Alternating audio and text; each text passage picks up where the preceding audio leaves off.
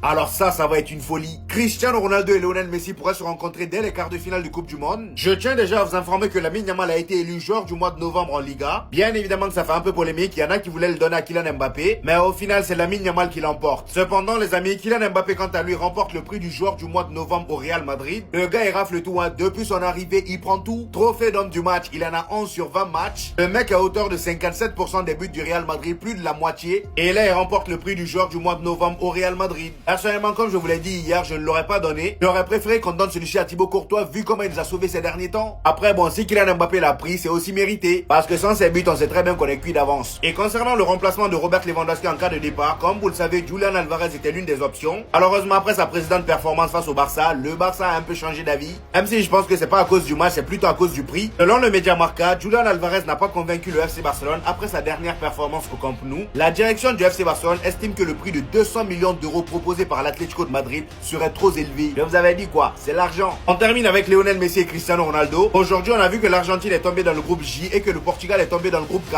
Ce qui veut dire que ces deux-là, Lionel Messi et Cristiano Ronaldo, pourraient se rencontrer dès les quarts de finale. À la seule condition que les deux équipes terminent premiers de leur groupe et remportent chacun leur huitième de finale. Ce qui est fort probable. Ou sinon, terminent tous les deux deuxièmes de leur groupe et gagnent mutuellement leur huitième de finale. Vous le sentez venir, dernière Coupe du Monde pour les deux. L'histoire serait tellement belle. Surtout si Cristiano Ronaldo l'emporte et qu'il remporte la Coupe du Monde juste après. Imaginez un peu la folie.